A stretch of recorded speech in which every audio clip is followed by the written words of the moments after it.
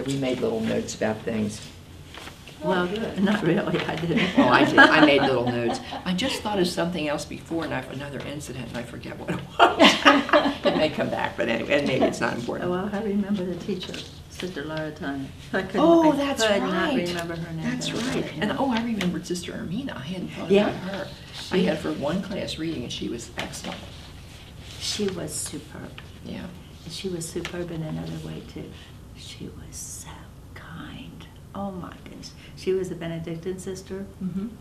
And all of the religious communities went through the same thing because we didn't have time to have a full year of we got 1 full year of college, and that was it. All of us. We only took 12 hours as Protestant, so that wasn't, And, that was hardly any. See, when I entered the community, I was still in high school.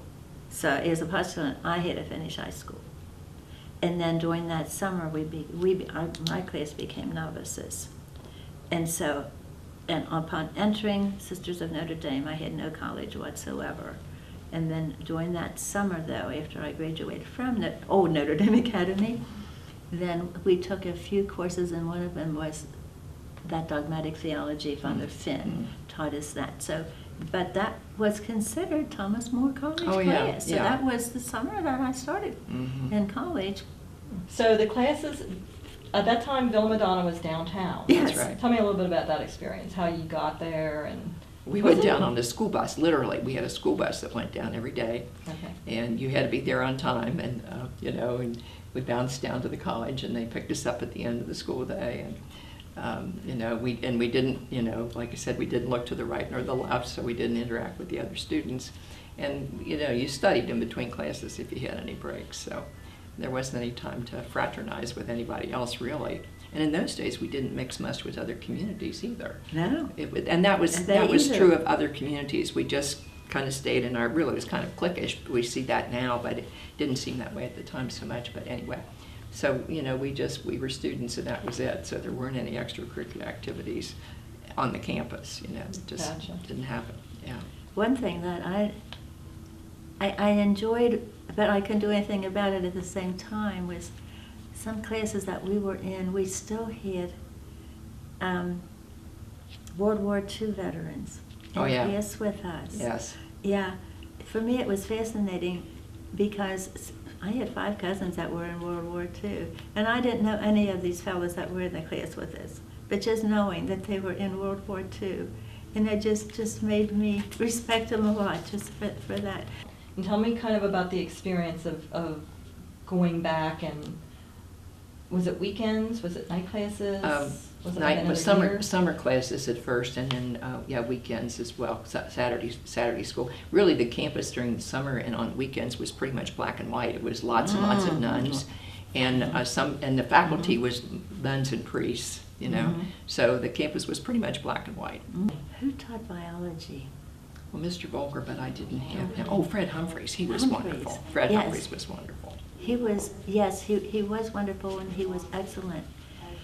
But when I went to Notre Dame Academy, which was downtown, you could only, they had 3 sciences, but we could only choose 2.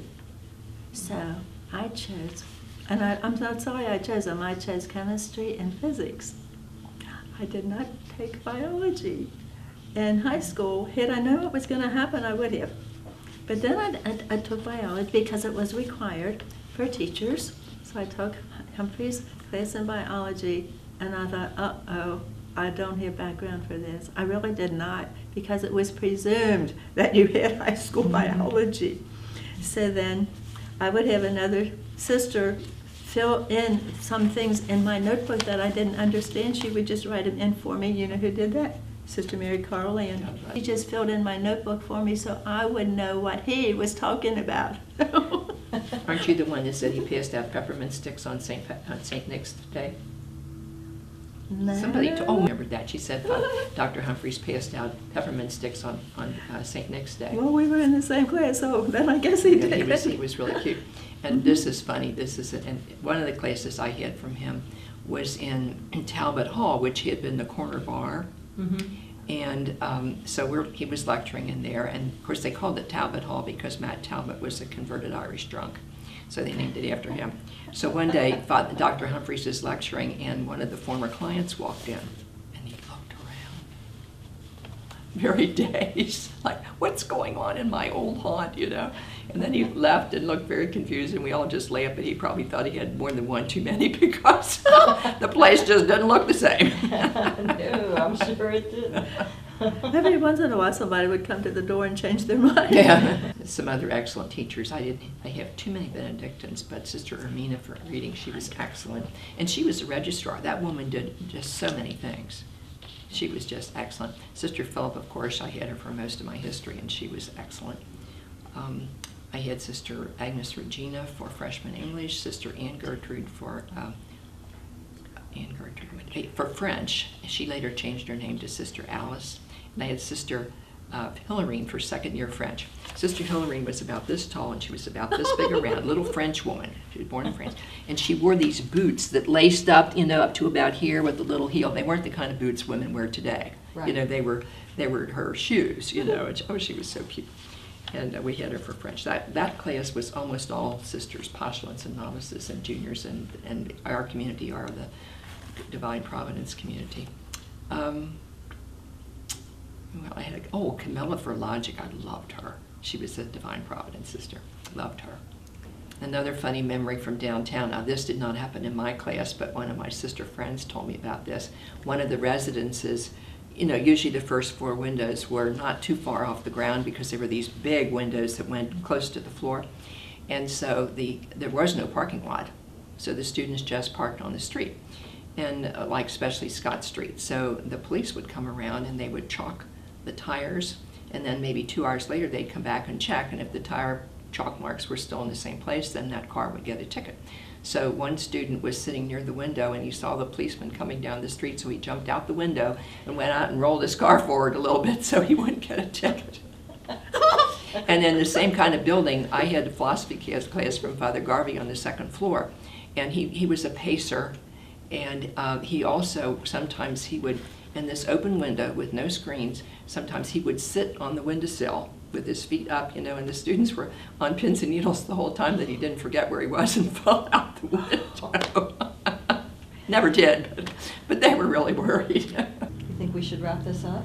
Unless you want to know anything about my life at Thomas More as a teacher. Sure. See, I was only a Please student do. for 7 years, but I was a teacher for 33, so, well, I loved it. Made some wonderful friends among the faculty, the staff, the students. I loved working with students that age, loved working with adult returning learners.